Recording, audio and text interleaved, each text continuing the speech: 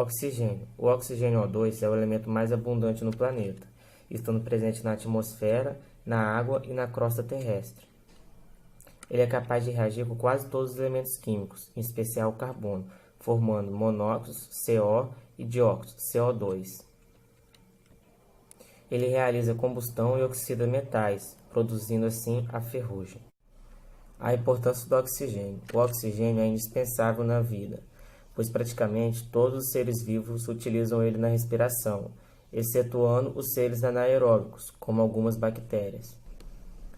Ele participa também da fotossíntese, atuando juntamente com o carbono.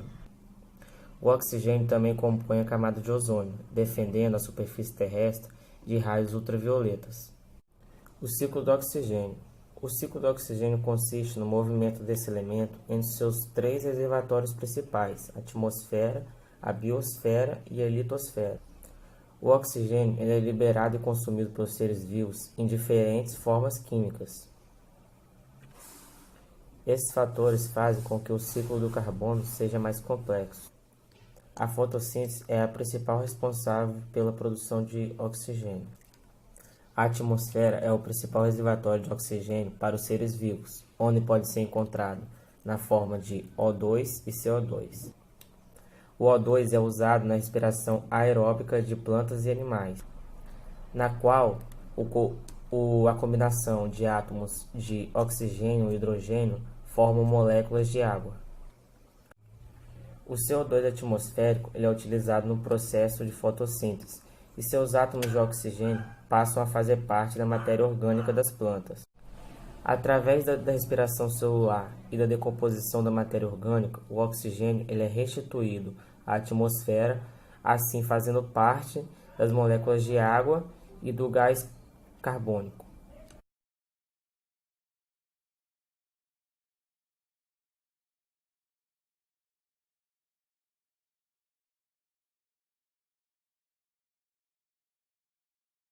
Eu estarei falando sobre o ciclo do nitrogênio. O nitrogênio está envolvido com a coordenação de controles de atividades metabólicas. Entretanto, apesar de 78% da atmosfera ser constituída de nitrogênio, a grande maioria dos organismos é incapaz de utilizá-lo, pois ele encontra em forma gasosa o N2, que é muito estável, possuindo pouca tendência a reagir a outros elementos. Com tudo o que foi falado sobre o nitrogênio, entra o ciclo do nitrogênio, que ele pode ser dividido em 4 etapas, que a primeira é a fixação, que consiste na transformação do nitrogênio gasoso em substâncias aproveitáveis pelos seres vivos, a amônia e o nitrato. A segunda etapa do ciclo é a amonificação, que parte da amônia presente no solo é originada pelo processo de fixação a outra e ela é proveniente do processo de decomposição das proteínas e outros resíduos nitrogenados, constituído na matéria orgânica morta e nas excretas. A terceira etapa do ciclo do nitrogênio é a nitrificação, que é o nome dado ao processo de conversão de amônia em nitratos. A quarta etapa é a desnitrificação.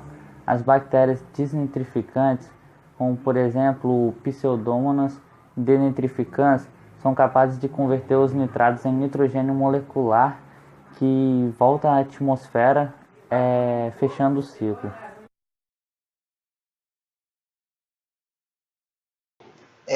Eu vou falar sobre a água, conhecida como H2O. Vou começar falando um pouco sobre o ciclo da água. Bom, a água é fundamental para a vida e pode ser encontrada na natureza em 3 estados físicos: sólido, líquido e gasoso. A maior parte é encontrada na forma líquida. O ciclo da água é representado basicamente pelas mudanças de seu estado físico, através de evaporação e transpiração.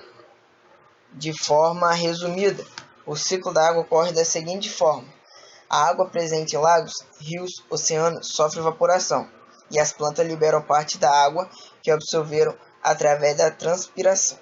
O vapor de água encontra as camadas mais altas da atmosfera, como o resfriamento.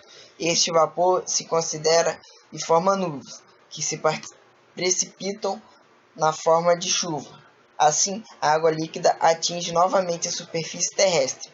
Então, a água infiltra o solo e é absorvida pelas plantas. os animais podem ingerir diretamente ou através de alimentação. Então, isso eu falei um pouco sobre a água, o H2O.